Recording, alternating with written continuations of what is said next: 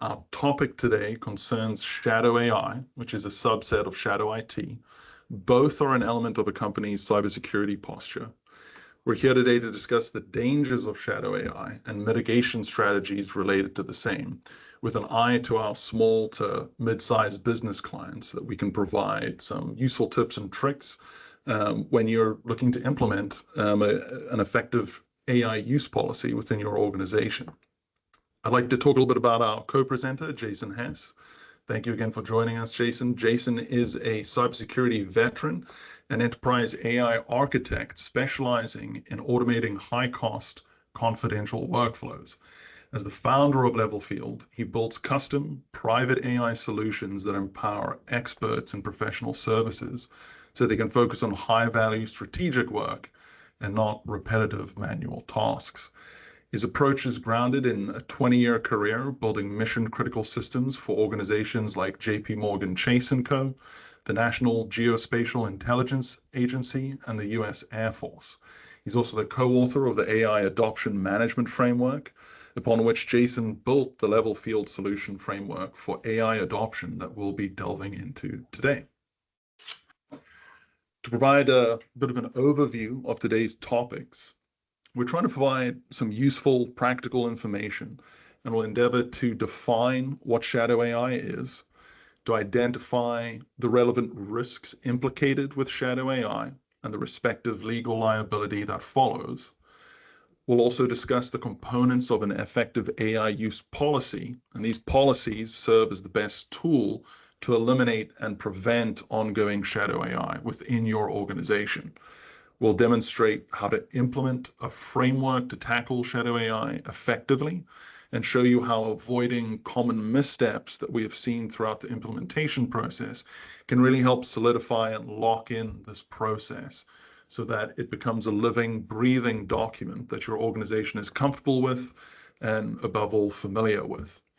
Our goal in doing so is to help small to mid-sized businesses embrace AI without creating an environment that tends to push AI further into the shadows. Fact of the matter is that AI is a useful tool, but not one that comes without peril. Honestly, it's likely that your employees are already using AI because it's a tool that enhances their efficiency, and we're always pushing for increased efficiency, both ourselves and for our organizations. Shadow AI grows from employees' genuine attempts to increase efficiency and productivity. What we try to do is we set up guardrails that not only mitigate risk, but allow your employees, your coworkers, the freedom to use these tools with both confidence and clarity of purpose. I'd like to take a moment for you to consider your own AI use. I've used AI to create everything from bedtime stories with illustrations for my young one to statistical research. I use it in very different ways, but the difference between those two obvious and different applications is that for statistical research, or when I attempt to use AI to supplement my own efforts, I take the additional step to review and absolutely vet the sources of the information that the AI is delivering. Are you sure that you and your coworkers are taking this extra step? It's a small one, but it's just one question that keeps people like Jason and myself up at night. Jason and I are both extremely passionate about AI. Jason, can you give us some examples of shadow AI in the workforce to kind of help our listeners understand? So AI is everywhere. Many of you probably have heard of ChatGPT because it's become the Xerox and the Kleenex of AI, but there are thousands of tools available to your employees right now that are integrated in AI. Almost every one of your software as a service companies are delivering some capabilities with AI. So it doesn't matter, this is no longer just a technology engineering problem. This is all across your business. So sales teams are utilizing tools like Clay AI to be able to get leads that are specific to them. You've got marketing teams that are using this to generate their imaging to be able to create new marketing campaigns and improve their SEO and their AI optimization to make sure that the company is effective. And all of that it needs to say is you probably know about 10% of that.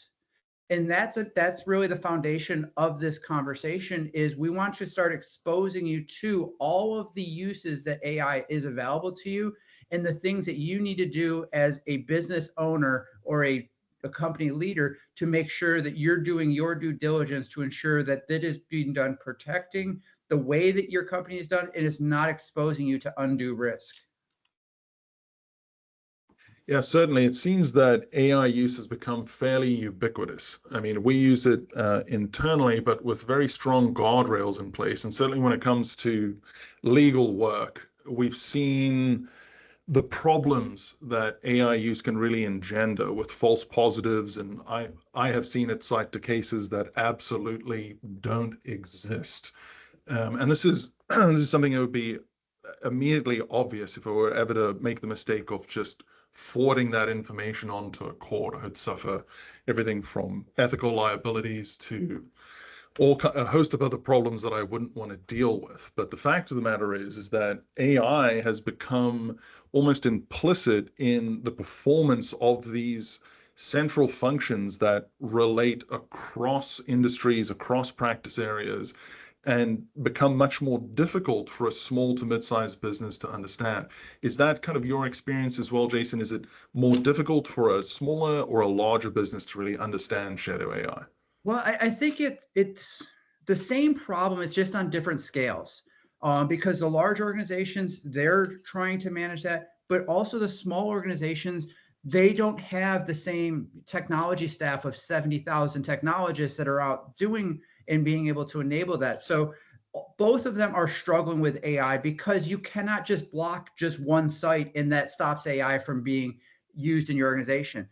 AI is on every single cell phone, whether you downloaded it or just part of the normal operating system, there are AI components there. So there's no way to really block it. And that's where I've seen in small, mid, and Fortune 500 companies are all struggling with how do you protect your company's intellectual property and make sure and still get the benefits that AI provides you. I tend to agree. I've seen the problem become as ubiquitous as you've described, and I've seen these industries and clients who struggle with what I call the invisible risk of shadow AI. Because if shadow AI, if we provide a sort of blanket definition as the use of AI tools without approval, without oversight, and without security guarantees, the risks become implicit, right? And even though they're inherently invisible, we see the same types of root causes that engender shadow AI use. And the goal is to try and bring this use out of the shadows and into the light, because these risks, these invisible risks that are associated with shadow AI, really relate to your company's most valuable intellectual property. And when I'm talking about this intellectual property, I'm just not talking about your protected technologies and know-how, but also your client or customer lists, these useful statistics, know-how that just by functioning your business has developed that has intrinsic and inherent value as a trade secret. And these trade secrets are things that your competitors and threat actors would love to have access to.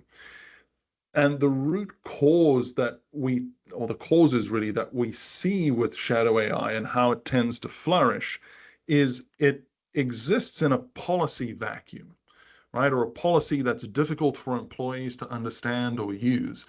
The problem's slightly different between having a policy and not having a policy. But if your employees aren't familiar with the policy, if it hasn't been instilled into them, if it hasn't changed the culture by either being too slow to adapt, too rigid in the structure, you start to see these repeated shortcuts that employees tend to use that can result in everything from compliance failures to exposure of critical intellectual property and these trade secrets that I've kind of been talking about. And to kind of make this more personal to you, I'd like to take a bit of a detour for our listeners to talk about the concept of the desire path, right? And what a desire path is. Have you ever found yourself walking along a paved walkway and noticed just ahead of you a sharp 90-degree turn? Perhaps you attempted to cross through the grass instead of walking further down the paved path. I mean, the direct line is typically the most efficient route after all. You may have even noticed a furrow or small path in the dirt has formed, or in the grass rather, has formed where others before you have seemingly made the same decision. That furrow, that demarcation, is the desire path that we're talking about. But what if I asked you about having to remember multiple long string 16 character passwords that you have to change every few months? Have you ever been tempted to write that password down on a sticky note? I've seen these sticky notes on people's monitors, on their computers and laptops and desktops. Do you think that others in your organizations have been tempted to do that, to take that little shortcut? I think these desire paths and how they relate to human psychology shows that these cybersecurity policies that I develop and you develop, Jason, and the AI use policies that we interact with have a clear overlap, because threat actors, the people who are looking for these trade secrets and looking for low-hanging fruit, hunt for these desire paths, right? This is kind of how one of their attack vectors. Have you discussed, if you would, Jason, some of the attack vectors that you're seeing and the examples that relate to shadow AI? Yeah, and it is a double-edged sword of what the value of AI is, as well as how terrifying it can be used and exploited. And many of the attack vectors are very similar to the cybersecurity attack vectors that we've been preaching on for the past 20 years. But now with AI, they're amplified. I think the phishing targets is probably the most concerning out of the entire list. Now with AI, I can take a picture and make it fully automated and make it an avatar that you can go on Zoom and be able to pretend that you are someone else that is not you.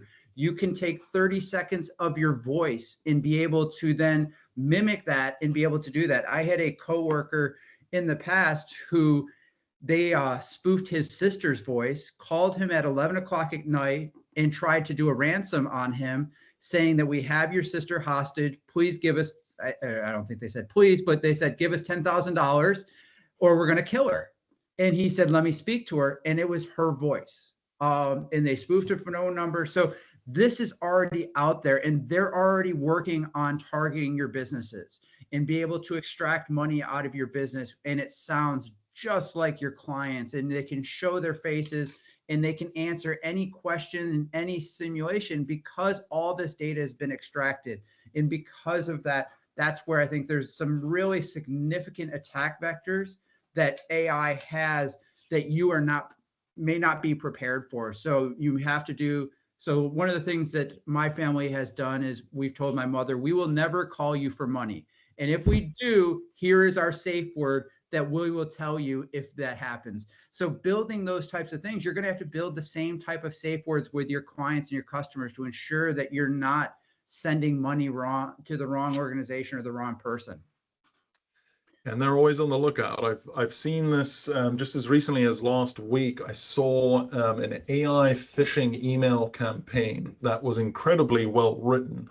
No spelling errors, organizationally correct, seemed to come from the right senders.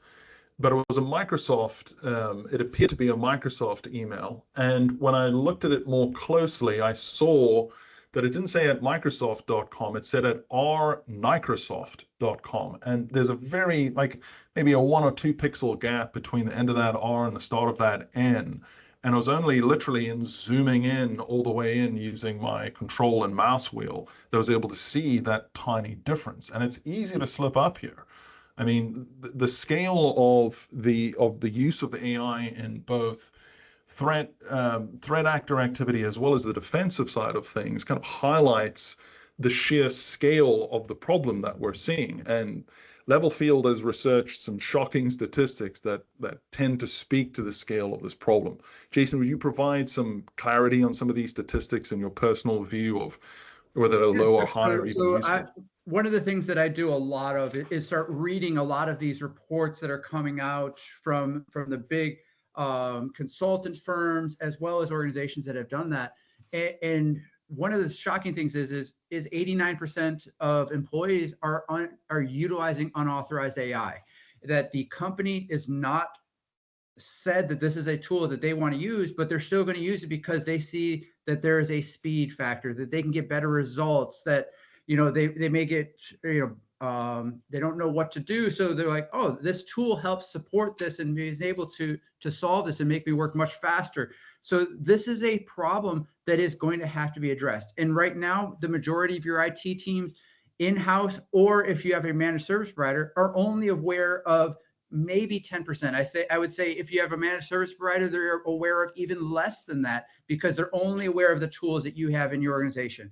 They can't block ChatGPT because as soon as you block ChatGPT, then they go to Claude. And once they go to Claude, then they go to Gemini. And all of these tools are very powerful and they will expose your information and to be able to do that. But I think some of the things that we've seen, I think the cost of a breach, I think that's pretty low. I think that's on the low end, depending on the size of your organization and what was compromised. That could be much higher in the millions, where you would be affecting you and your organization. And not a lot of small businesses can handle a $1 million breach. I tend to agree. I think that that's probably the most out of line statistic that we have here. And it's the best of what we've got. But the truth of the matter is that in my experience, at least, I've noticed that companies tend to underreport the scope of the issue. They don't capture all of the costs that are really associated with the breach. It's a difficult thing to have to communicate under the best of circumstances when you've suffered a breach. And the failure can result in the company going under. I mean, the statistics are that the majority of small to mid-sized businesses fail after a major cybersecurity incident. And if that happens, unfortunately, their reporting and documentation of that breach, the statistics that we would really rely on, tend to disappear. Is that kind of true with your experience as well, Jason? Are SMBs doing well in terms of combating and responding? Yeah, and that's where I think the attackers are getting a little bit more aware of what's going to go under the radar. What is the amount of money that I can get from you without you having to report a breach? And so, they're just taking, siphoning that penny out of every organization and still getting the billions of dollars that are necessary. But yes, you're absolutely correct. The reporting problem is something that I don't think that this is an actual cost. I think it's much higher than this. I think it's true in both AI and cybersecurity. And while we're painting a pretty dire picture, right, we are here to give you some hope because we have solutions. We found some really good tips and tricks and processes that will really help combat shadow AI. If I'm putting myself in one of our viewers' shoes, I begin by wondering, well, how do I understand the scope of shadow AI in my business? Where do I even start? It's a very common question. And I always encourage my clients to start by talking to your employees, right? They're the greatest source of knowledge that you have here. And the key here is that your approach to these conversations really determines the overall success of that endeavor. When you're starting conversations with your employees, it's best to begin with honesty and values. When you communicate these and explain to the employees and your coworkers that, hey, our company is playing a little bit of catch up, right? And the purpose of this exercise is to learn and grow on this journey together. Honesty, however, typically only results when the focus is not on guilt or assigning blame or identifying wrongdoing. You're not trying to be an out-of-touch manager or a nosy coworker. You're trying to understand why and how your fellow employees are using AI without fear of retribution for early adopters. These early adopters can become the most valuable resource, as they're the ones who took the approach first. I think of this outdated term that was used a lot in the 90s of techno fear, right? And I and people like Jason, Yeah, we tend to have the the AI opposite. fear is depending on what your feed is on LinkedIn, you'll see a lot of that AI fear coming up. Yeah, and we have the opposite. We have techno joy and AI joy. We see this as a huge opportunity. But again, you can never completely eliminate risk. What you can do is you can put up guardrails so that risk is mitigated and doesn't result in a catastrophe if one of your safeguards fails, right? But once you've spoken with your fellow coworkers and employees to kind of get a grasp of the situation, understand what their use cases are, you'll notice that they're really enhancing efficiency, and you should take advantage of that opportunity to learn where these efficiencies may be found. But after you kind of had these conversations, there are tools that have been developed and that we utilize to help further identify the issue. Jason, would you talk about some of the kind of technical ways of detecting shadow AI? Absolutely. Yeah. So I loved your point of talking to people, because that's where you're really going to start finding it. And it's not a really hard conversation. If a task typically takes 4.5 hours and that person is done in about 30 minutes and provides an output, they're probably using AI, because AI will give you that level of efficiency. And so being able to, that's actually the person you want to bring in and start helping define your AI strategy, and working with teams like Sasha's or mine to be able to start defining where the future is. But there's a lot of tools already available that are probably within your scope to be able to do. So, doing software detection and monitoring are critical ways to start understanding what tools are being used within your organization that are able to start doing that. Where is most of your traffic going? Is your staff constantly going to sites like chatgpt.com or going to Gemini to be able to start doing that? There are tools there to monitor, but I wouldn't recommend you use that as a way to try to block them, because they will just find another way around this. This is a way for you to start scoping what the problem is, and where your employees are starting to use these tools to find that efficiency. I totally agree, Jason. I think, starting the conversation first and then following up with tools is the best way. If you do it in the opposite, if you start with tools, you tend to end up with these kind of gotcha moments, right? Which tends to put a big dampener on the whole experience of the conversation itself, and you lose out on a lot of information that way. But have you ever been in a situation, because I've seen this several times, and I'm sure you have as well, where the conversation engenders certain results and you get an understanding of how AI is being used. But then when you deploy the tools paint a slightly different picture. And why do you think that happens? So I think part of it is that fear of retribution, that people are really on edge of, yeah, my manager's asking me this, or the president or the owner of the company is asking me this, but what are they going to do with that information? As well as people don't estimate correctly. Yeah, I use it once or twice means I probably use it 100 times a day, but I'm going to just say I do it once or twice. Sure. And I think even there, it's the best way to have this conversation, because sometimes, like you pointed out, employees aren't really aware of exactly how they're using their AI themselves, right? And the type of questions that they're asking it and the purposes for which they're using it for its intended purposes. But when you don't have these conversations, when you don't take the initial steps of trying to understand where shadow AI is in your company, it tends to have some disastrous results. And we have a good case in point that I'd like you to discuss with the Yeah, group, this Jason, is if you wouldn't probably mind. one of the pinnacle cases of where shadow AI really affected a company. So back in March of 2023, so this was 4 months after ChatGPT was released, Mhm. Samsung had three major incidents of losing intellectual property in a matter of 20 days. So they had 3 separate links.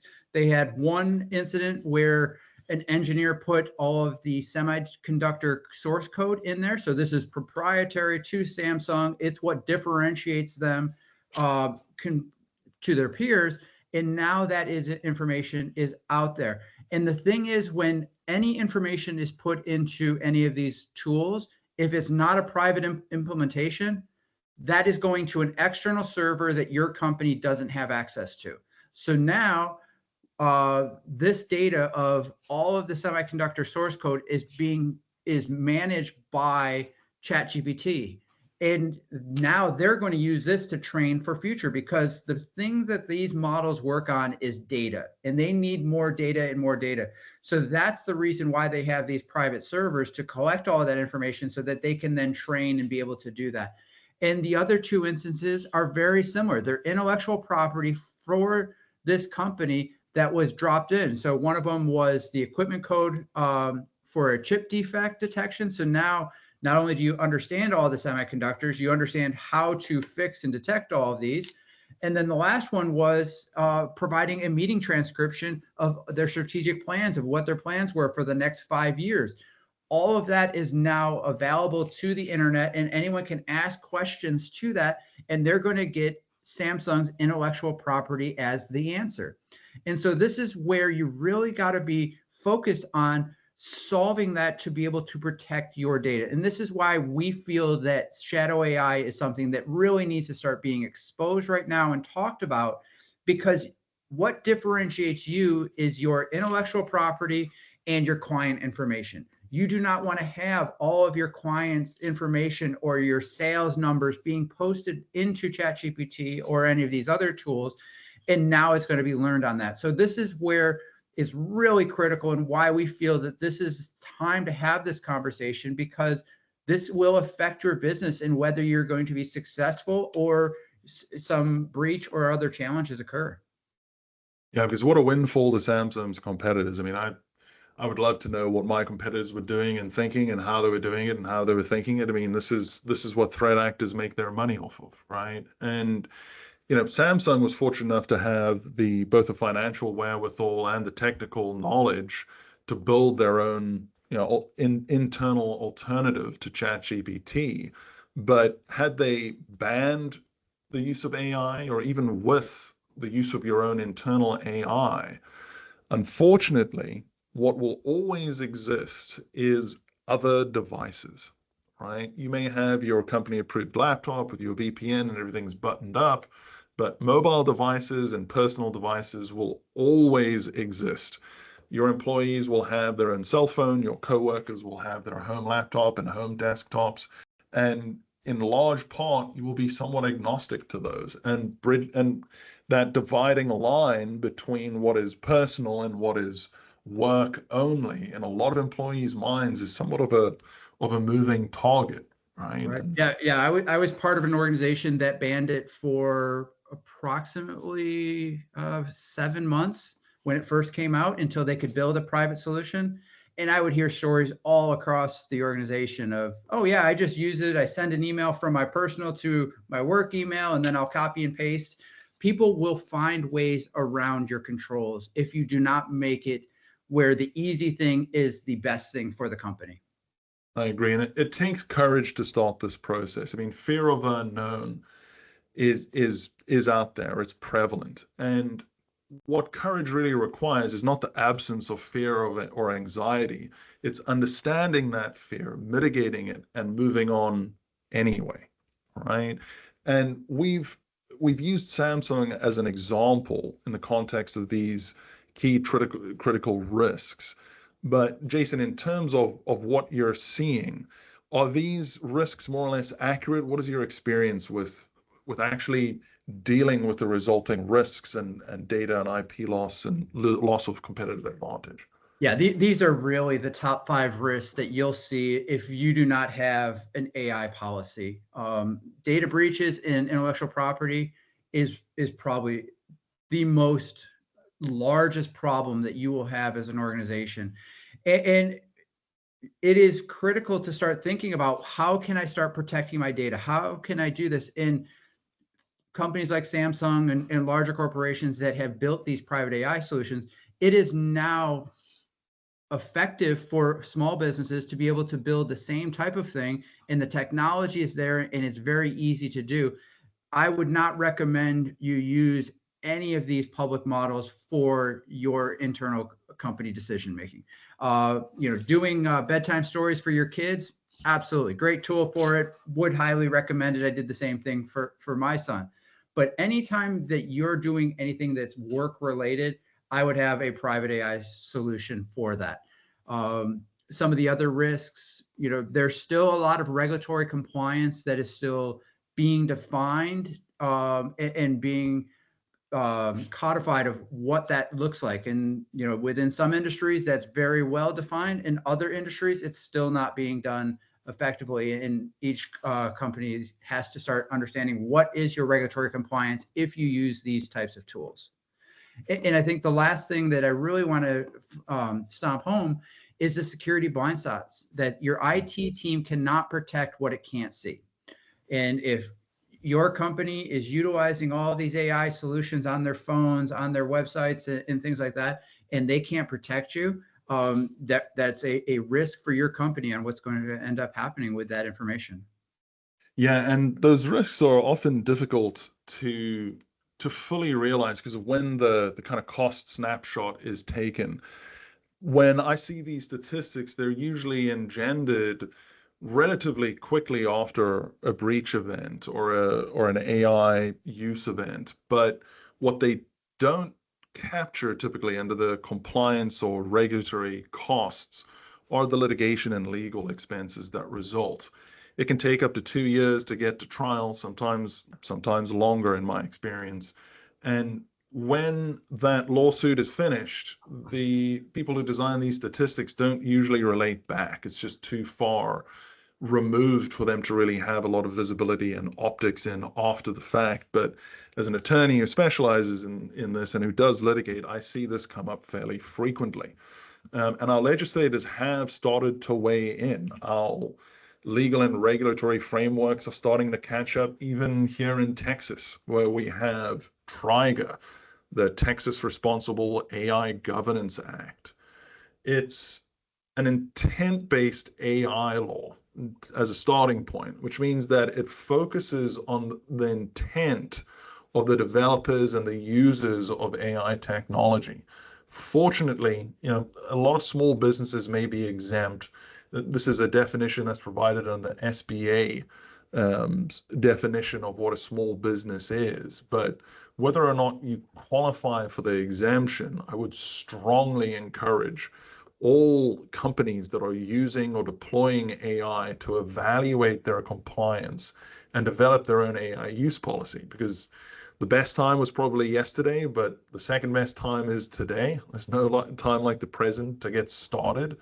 And TRIGA really helps by setting out the requirements, things that you need to know from a starting point for transparency, accountability, and human oversight in the realm of artificial intelligence, and then expects you to be able to document compliance with these requirements. And, documentation is usually the last thing that we think about, but it is first in the mind of regulators and legislators, right? Because how you continue to demonstrate and ensure compliance throughout this process of adoption is through maintenance and ongoing training, right? It's only possible to maintain and train when your policy is effectively adopted into what I call a people-friendly process, right? One that has mechanisms in place that will automatically log or create a record of your activities.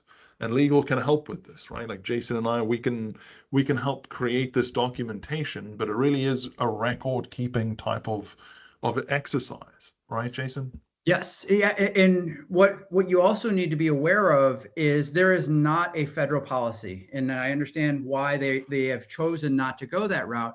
But if you are interacting with other states, you need to understand what is that state's AI policy, especially if you are utilizing AI to come to some type of decision making. So that's where, working with your counsel to be able to identify what are the impacts for me doing business in Colorado compared to doing business in Texas. Yeah, and unfortunately, what happens in those scenarios is you take the most stringent requirements and you have to kind of conform with those. And it can get very difficult, particularly when you're unaware of where your clients and customers may really be located. It's part of where I start the process. And I guess we're talking about beginnings, and the best way to begin is to begin. And we'll next, kind of well describe component by component what actually goes into an effective AI use policy, right? It's a bunch of different components that all sort of relate to each other. And I'll start with scope and purpose. That's where we begin with the beginning. It's where we define business objectives for our AI use. This is usually efficiency, quality, and speed. But you get to decide what AI tools are allowed and which are prohibited. And this typically results after you've had that conversation with your employees. They should be part of this decision in the first place. And when you're thinking about how to adopt the process and how it should be altered, the process should also provide some form of fast track approval authority for interim decision making as your teammates and your employees continue to use and engage with AI and this evolving policy that you're starting to create. From there, what Jason and I typically do is we establish roles and responsibilities, all right? Because policies without owners tend to fail. Creating some form of personal interest and personal accountability by using an internal member of your team as an AI steward or an AI champion really enhances the transparency into what data is used and for which purposes. Now, this typically works best when you have an AI governance team at the lead, and that champion should be a member of that team. But that governance team should and can include legal, your IT vendors, whether they're internal or a managed service provider or MSP, as well as security, your MSSP, right? The people who are handling your cybersecurity. But assigning an AI steward who acts as a central point, as an approver, as an educator, really tends to breathe continued life into this process so that it doesn't end up dying on the vine. Starting is not finishing. It takes steps on a day-to-day basis to continue to move the process to completion. And while you're doing all of this, while you're making these decisions, you're still going to have to deal with the data component, right? And it's the data that we're very concerned with because, again, that's your intellectual property and your company's trade secrets, what makes your company valuable in and of itself. And the cornerstones here are first that no client or confidential data should ever be used with public tools, all right? These public LLMs, they will ingest your data, and in my personal use, regardless of what they say they're going to do with it, the more I speak to AI experts, the more I'm starting to understand that even those who are creating the technologies sometimes don't fully understand how it's making decisions and how it's weighing data. Because you need red line controls. You need absolute do not cross this line when it comes to PI PI or II rather, which is personally identifiable information, as well as PHI, which is personally identifiable healthcare information, trade secrets, and contract restricted data, right? You're not just dealing with your own secrets, but if your coworkers or employees are uploading third-party contracts with vendors or even customers, that data is being grabbed by that LLM. And when you're establishing clear, absolute guardrails, as draconic as it may seem to put up these rules and walls and guardrails, What they allow your coworkers and employees to do is to achieve safe and secure adoption while still promoting the efficiencies that are resulting from AI use. We can't just put the genie back in the lamp. It's out there, it's become ubiquitous, it's part of our cultural zeitgeist. Which leads me kind of into our next facet here, which is accuracy and accountability, right? Which is there's a lot of misunderstanding about what AI is, how LLMs function, and particularly how they necessitate human review without fully autonomous decisions. Human oversight is required, not just to eliminate the errors that I was discussing with hallucinations or fabrications, but human oversight is also required to remove bias.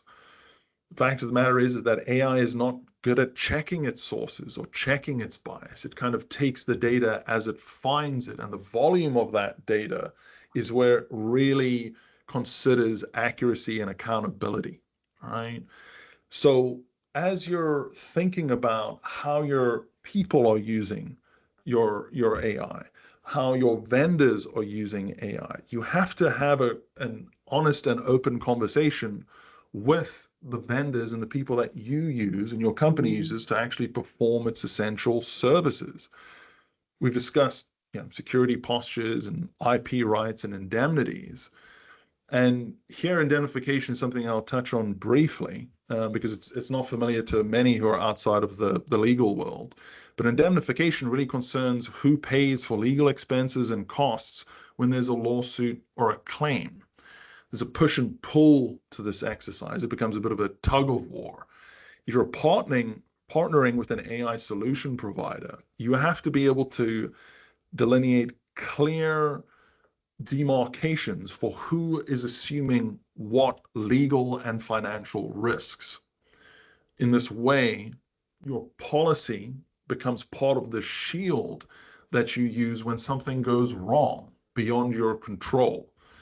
A good example when I'm thinking about indemnification with vendors is when I think of tools, right? AI is a tool. Think of it like a spanner, right? If I hit someone in the head with a spanner, that's on me as the user. No one intended for me to do that. That's not what the tool is intended for.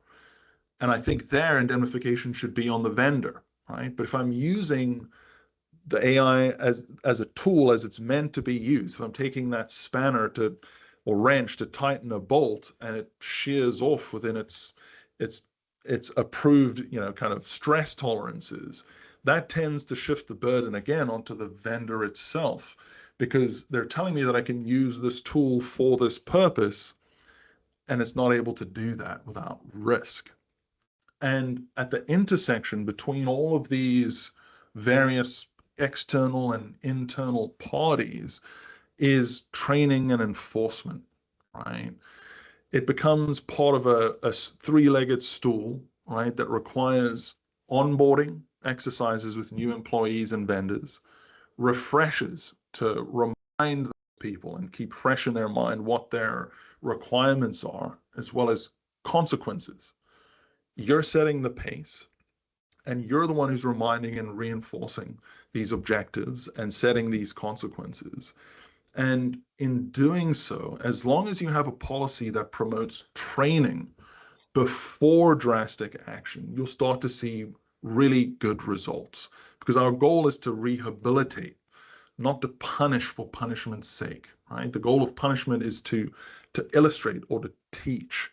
And thankfully, in terms of training and teaching, when it comes to implementation of all the approaches that I've looked at, I found that Level Field has provided a more inclusive framework that focuses on groups of activity in a phased approach.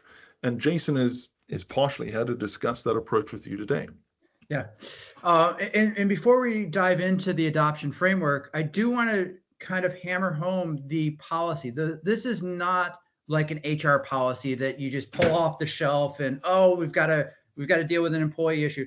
This is a dynamic paper. This is going to be the same as your P&L or your balance sheet. You should be monitoring this because the technology is changing so often that it's going to be continuing to change, and your priorities and what you're focused on are going to continue to change. So while it has a term policy, and a lot of times that feels like a very static thing, this is a dynamic document that's going to continually evolve, just like your P&L does.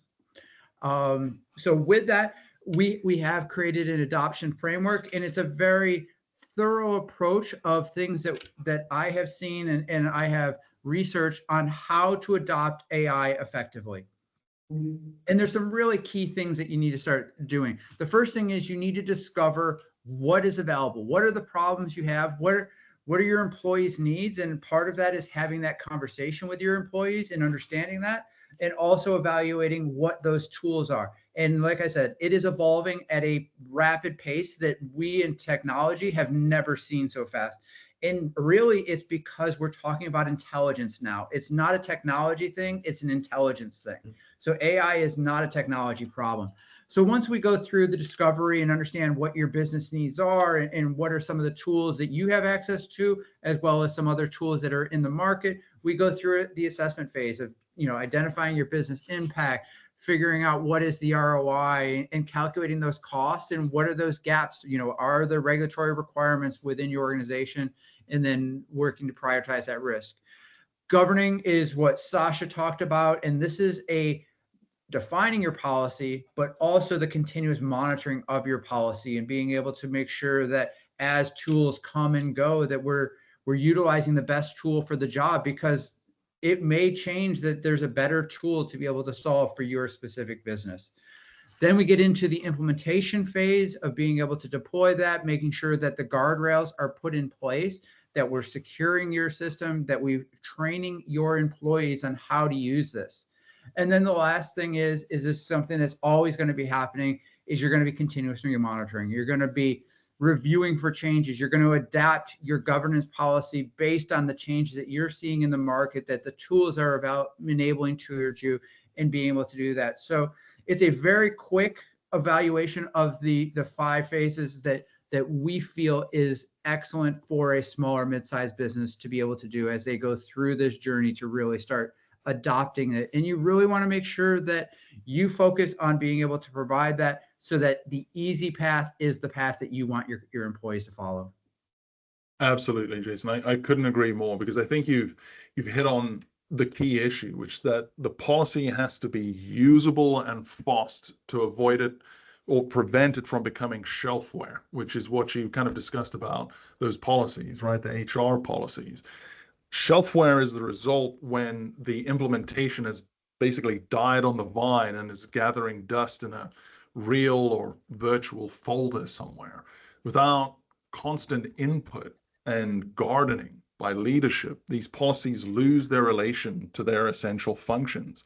They stop becoming efficient by creating rigid rules whose purpose has become unclear, right? Using the policies that aren't efficient or are difficult to modify only increases the likelihood of shelfware, because the goal is to avoid stagnation. And you avoid stagnation when employees begin to use the policy and interact with it and interface with that document. Fortunately, our shared experience has allowed us to have some tips that avoid these common pitfalls, but nothing is without risk in this endeavor. Some of the things that we found that allow these policies to grow with your organization is to find training that actually sticks, right? Know before and annual trainings are all very well and good. Answering a questionnaire once you've done a 15-minute training is somewhat helpful, but the statistics aren't encouraging. What we found that tends to work better are micro lessons, right? This stuff can be exciting. I mean, look, I know Jason and I are what most people would consider to be huge nerds, but there are free resources here like Bleeping Computer and Coveware and even cybersecurity and AI subreddits on reddit.com that can engender and create interest, right? I've shared some of this technology with my father-in-law, and recently I saw him create his own AI video for the first time several weeks ago. That's how I know that it's truly in the cultural zeitgeist, right? Because what tends to help as well is having someone available to ask questions and provide answers, right? If you have a champion that's going to be spreading knowledge, that knowledge is often, it begins with a question. The question is the start, and the answer is usually the end of that questioning process. But we want to keep it going. And anonymity isn't really helpful in this regard. Have you ever found yourself answering an anonymous questionnaire at work? I mean, I've had to answer these at some prior employees before I entered the legal realm, and I once delayed answering a questionnaire because I was thinking through my answers. I'm a thoughtful person, and I remember receiving an email from HR reminding me to complete the questionnaire. Right? I mean, I thought, well, how on earth do you know that it's me that hasn't answered? Right? The work that we're doing is good work. It should be conducted in the daylight. Right? I find myself counseling clients with the same advice time and time again. You know things, and I know things. We know different things, and we need to learn from each other. And the truth is that the only thing that can really harm your organization, either litigation or AI or cybersecurity, is what we both don't know and understand. I've had to have these conversations with multiple leaders, leaders who see the value of the questions, but leaders often ask me how to get more employee buy-in, right? Which is where I think gamification comes in. You're doing good work with good people that you've hired, that you trust to help you through this process. Create a safe sandbox, right, where employees can ask questions and be free from anxiety. Make the process fun. You learn a lot more from failure than you do from success. And those that are allowed to fail will be the ones who grow the most.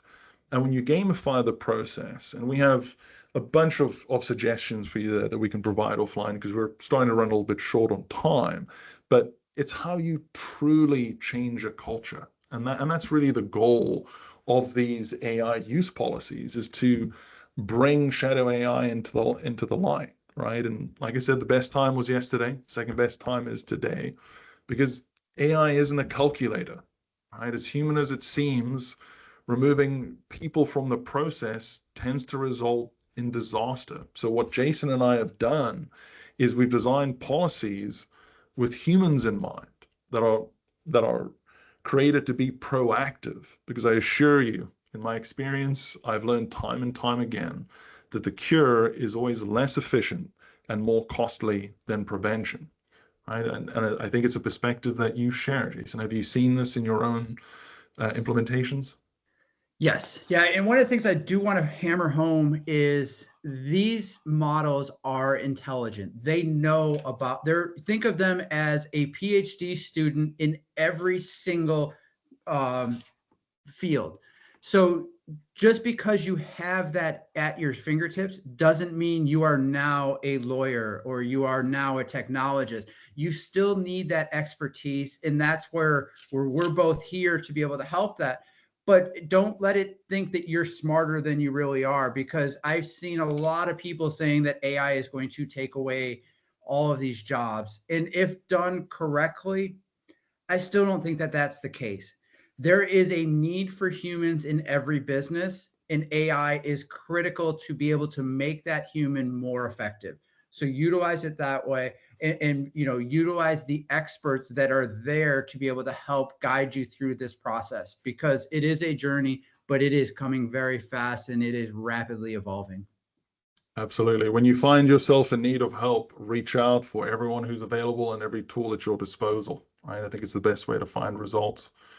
And to you, Jason, I want to extend my thanks for sharing your knowledge and your experience with us all today. To our attendees, thank you so much for joining our webinar. I hope you're able to learn something of value. We're able to gain some additional perspectives. Please don't hesitate to contact myself or Jason. We're happy to send you an advanced questionnaire and schedule a tailored 1 hour AI literacy course for your leadership group or practice area. As part of this course, you'll get an even more of a head start on the process of eliminating shadow AI, be tailored to your specific company, not just your industry or your vertical. We conduct these literacy courses at a very nominal fee for those who want to get a better understanding of the path ahead so they can begin to plan before they jump in with both feet. We're also happy to answer any questions you may have or help navigate any unexpected or novel issues that may arise. Happy to link up either through LinkedIn, email, Teams, however you find the best way. We have unfortunately run out of time. So unfortunately, we do need to conclude our third webinar in this series, but thank you all again, and we look forward to hearing from you. Any questions that you've provided as part of the group chat, we will endeavor to get back to you within 24 to 48 hours with answers to those.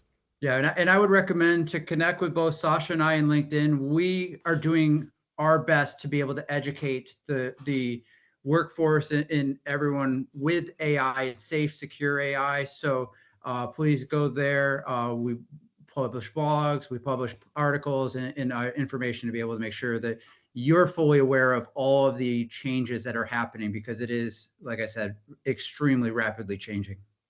Yes. Thank you, Jason. We look forward to hearing from you all. Please don't hesitate to reach out. We're both very friendly, and I promise we don't bite. We look forward to hearing from you all.